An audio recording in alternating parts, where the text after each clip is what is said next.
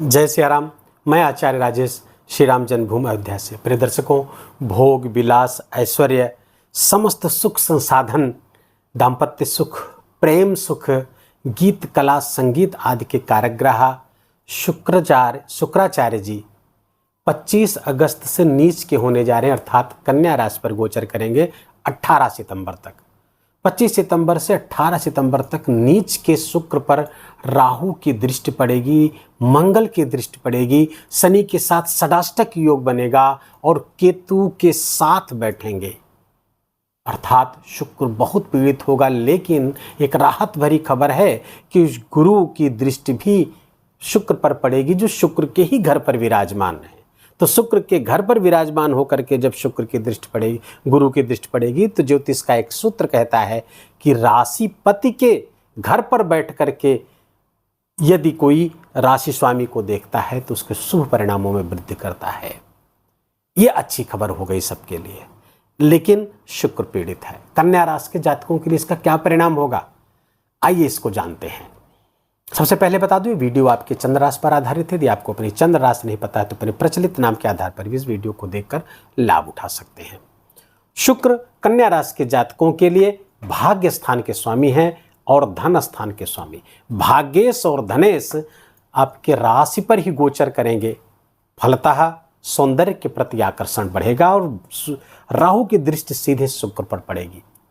ये कई मामलों में अच्छी भी दृष्टि हो जाएगी। मंगल की दृष्टि केंद्र से ही पड़ेगी, चौथी दृष्टि, ये भी एक तरह से बहुत अच्छे परिणाम कन्या राशि के जातकों के लिए लेकर के आएंगे। शनि के साथ षडाष्टक योग में रहेंगे और शनि छठे अपने उपचय स्थान पर बैठेंगे, तो षडाष्टक योग भी कहीं न कहीं अच्छा परिणाम देने लगेगा। और गुरु की दृष्टि भाग्य स्थान से शुक्र पर 5वीं दृष्टि पड़ेगी, तो वो भी कुल मिलाकर के अच्छा ही परिणाम देंगे। लेकिन चूंकि राहु की दृष्टि है तो मन के भटकाव से आपको बचना होगा, चारित्रिक विचलन से आपको बचना होगा। और 25 सितंबर से 18 सितंबर तक आपके मन में एक ही बात गूंजनी चाहिए कि हमें किसी भी तरीके से अपने चरित्र को भटकाना नहीं, हम चरित्र से नीचे नहीं गिरेंगे। एक चीज अगर ये हो गई इस कालखंड में, तो ये शुक्र विश्वास मानिए आपको बहुत लाभ देने जा रहा है।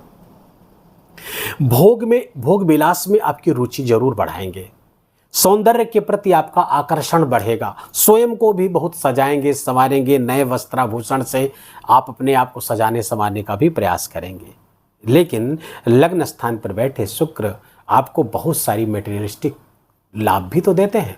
धन का यहाँ पर चूंकि धनेश है तो धन वृद्धि कराएंगे, किससे? अपने प्रयासों से, अपने एफर्ट से, अपने पराक्रम पुरुषार्थ से आप अपने धन में वृद्धि करेंगे, कुटुंब में सुख लेकर के आएंगे।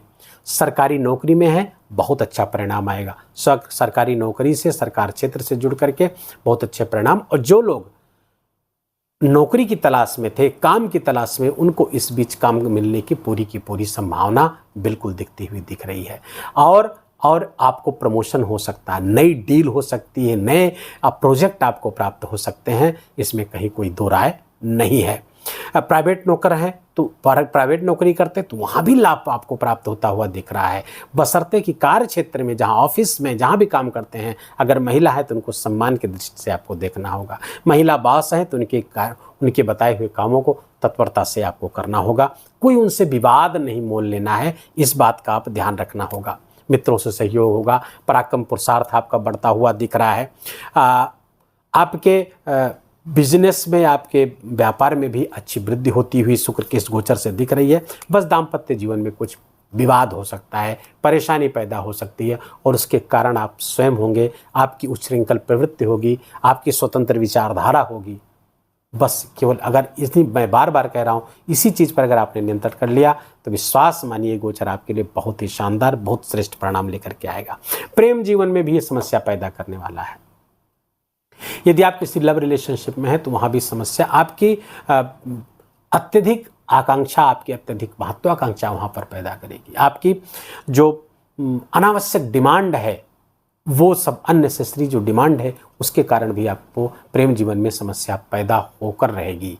यहाँ पर ध्यान रखने की बात है कि शुक्र संबंधी जो उपाय बताए जाए उसको आप अवश्य करिएगा, ताकि तमाम अच्छे परिणामों के साथ साथ जो नकारात्मक परिणाम आ रहे हैं उनको भी नियंत्रित किया जा सके, उनको भी मिनिमाइज किया जा सके। थोड़ा सा जो होटल, कपड़ा, रेस्टोरेंट इत्यादि से जिनका व्यवसाय है उसमें वृद्धि होगी, उसमें अच्छे परिणाम प्राप्त होंगे। शुक्र के अब 3 नक्षत्र इस यहाँ पर गोचर करते हुए शुक्र कन्या राशि पर 3 नक्षत्रों पर गोचर करेंगे, उत्तरा फाल्गुनी, हस्त और चित्रा। तो उत्तरा फाल्गुनी नक्षत्र सूर्य का है, सूर्य द्वादश स्थान पर बैठे हुए हैं। द्वादश स्थान का शुक्र, सूर्य मरण कारक स्थान है, उनकी नक्षत्र पर शुक्र जाएंगे तो कहीं कोई नकारात्मक परिणाम नहीं आएगा। ये मरण कारक स्थान होता है द्वादश, लेकिन वहाँ पर विपरीत राजयोग बना रहे हैं तो थोड़ा सी ऊर्जा से भरे रहेंगे सूर्य। थोड़ा सा खर्चे आपके हो सकते हैं, वो भी भोग विलास पे खर्चे होंगे 2 सितंबर से 2 सितंबर तक। अब 2 सितंबर से 13 सितंबर तक ये रहेंगे हस्त नक्षत्र पर, जो चंद्रमा का नक्षत्र है, और चंद्रमा है मन का कारक। भोग विलास की रुचि अगर मन के साथ संयुक्त होगी तो सोचिए क्या होगा, तो फलता मन हमारा चंचल होगा, भोग विलास की तलाश में कुछ गलत न करने पाए, इसलिए मन को नियंत्रण में रखना होगा। 2 सितंबर से 13 सितंबर तक घटना इसी बीच घटेगी। और 13 सितंबर से लेकर 23 सितंबर तक शुक्र रहेंगे चित्रा नक्षत्र पे, जो मंगल का नक्षत्र है। मंगल गोचर कर रहे हैं 10वें स्थान पर, फलता राजकीय लाभ मिलना, सरकारी नौकरी से लाभ, प्राइवेट नौकरी से लाभ, अपने बॉस से लाभ, अपने जो सेवा प्रदाता है उनसे लाभ प्राप्त होता हुआ दिख रहा है। प्रमोशननाथ की भी संभावना यहाँ पर बनती हुई दिख रही है। वीडियो अब यहाँ पे शुक्र और अच्छे परिणाम उनसे अगर प्राप्त करने तो क्या उपाय करें, तो पहले तो कच्चा दूध डाल करके नहाइए, ये बहुत सर्वोत्तम उपाय है। कच्चा दूध या गुलाब जल जो भी मिले, या दोनों मिला करके आप स्नान करिए। केवड़ा जल भी आप इसमें ले सकते हैं। छोटी बच्चियों या बड़ी बच्चियों का आप कुछ धंधे करके, या फिर उनको दही खिला करके, या फिर उनको खीर खिला करके उनका आशीर्वाद लीजिए, इससे भी बहुत अच्छा परिणाम देंगे। अब चूंकि कन्या राशि पर गोचर कर रहे हैं तो जो किन्नर हैं उनका आशीर्वाद लीजिए शुक्रवार को, ये भी आपके लिए बढ़िया परिणाम देगा। और श्री सूक्त का पाठ कम से कम 3 बार, चाहे तो सुबह अगर समय मिल सके तो सुबह, नहीं तो शाम को मिल सके तो शाम को आप कर लीजिए। ये गोचर आपके लिए अत्यंत श्रेष्ठ परिणामदायक होगा। वीडियो को यहीं विराम देंगे। वीडियो अच्छा लगा हो, आपके काम का लगा हो, इन्फॉर्मेटिव हो तो वीडियो को लाइक करिए, अपनों के साथ शेयर करिए। कमेंट में जय सिया राम लिखना बिल्कुल भी मत भूलिएगा, मेरा विशेष आग्रह है आपसे। और चैनल को सब्सक्राइब कर लीजिए, बेल आइकन की घंटी दबा लीजिए, और प्लीज़ अपना बहुत बहुत ख्याल रखिए। जय जय सिया राम।